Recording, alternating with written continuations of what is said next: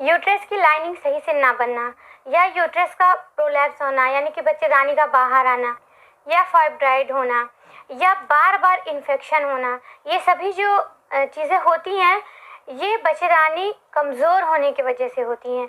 क्योंकि शरीर में अगर कोई भी हिस्सा कमज़ोर है ना तो वहाँ पे सबसे पहले प्रॉब्लम क्रिएट होती है। तो जब बच्चेदानी कमज़ोर होती है तो वहाँ पे कोई ना कोई प्रॉब्लम क्रिएट हुआ करती है। और ऐसे में अगर आप प्रेगनेंसी प्लान करने की कोशिश करती हैं तो फिर जल्दी प्रेगनेंसी नहीं कंसीव होती है, क्योंकि बच्चेदानी कमज़ोर होती है। अगर फर्टिलाइजेशन हो भी जाता है तो फिर जब इम्प्लांटेशन का प्रोसेस शुरू होता है तो उस टाइम प्रेगनेंसी फेल हो जाती है, यानी कि मिसकैरेज हो जाता है, पीरियड आ जाता है। बहुत लोग का ऐसा होता है कि इम्प्लांटेशन हो जाता है लेकिन 1-2 महीने के अंदर ही उनका मिसकैरेज हो जाता है। तो ये सभी जो चीज़ें हैं ये बच्चेदानी कमज़ोर होने की वजह से होती हैं।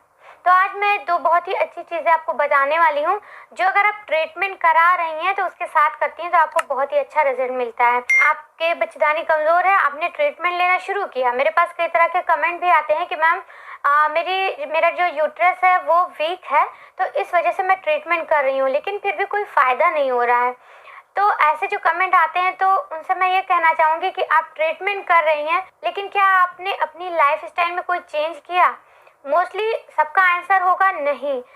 मेडिसिन तो लेने लगते हैं लोग, लेकिन आप जैसे कि आपको अगर शुगर हो गया है तो उसके साथ साथ कुछ परहेज भी करना पड़ता है। जैसे कि जिनको डायबिटीज़ हो जाता है उनको मेडिसिन तो डेली लेनी पड़ती है, लेकिन अगर वो सिर्फ मेडिसिन लेते रहें और उसके अलावा वो शुगर भी ले रहे हैं और मिठाइयाँ खा रहे हैं, चावल डेली खा रहे हैं, डेली आलू खा रहे हैं, मतलब इस तरह की चीज़ें वो ज़्यादा से ज़्यादा खा रहे हैं तो दवाइयाँ उसमें कोई ख़ास असर नहीं दिखा पाएंगी, क्योंकि दवाइयाँ कुछ हद तक कंट्रोल कर सकती हैं, बाकी चीज़ें आपका जो परहेज़ होगा वो मैनेज करेगा।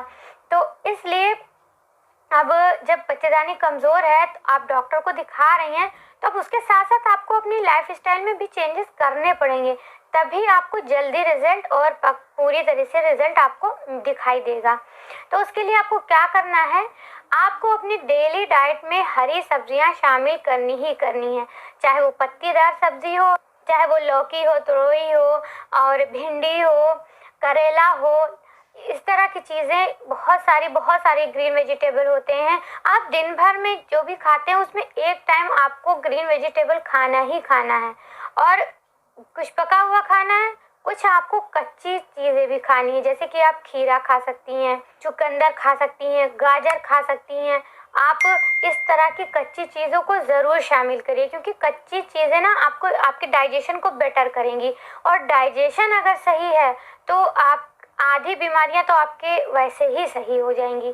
तो पहले आप डाइजेशन को सही करिए। आप स्प्राउट्स का यूज़ कर सकती हैं। आप सुबह में जब उठें तो आप कोई ना कोई ऐसा एक हेल्दी ड्रिंक आप लें, जैसे कि आप एक गिलास पानी में 1 चम्मच शहद और आधा नींबू आप निचोड़ लें, उसको मिक्स करके गुनगुने पानी को या नॉर्मल में भी आप ले सकती हैं। आप खाली पेट सुबह उठें तो इसको ले लें। तो ये सब चीज़ें लेने से आपका डाइजेशन बहुत इम्प्रूव होगा।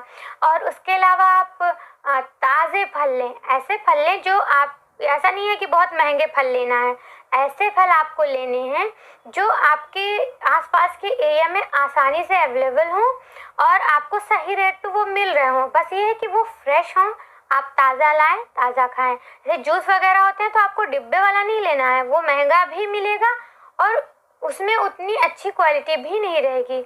आप फ्रेश जूस लें। और उसके अलावा आप एक्सरसाइज ज़रूर करें।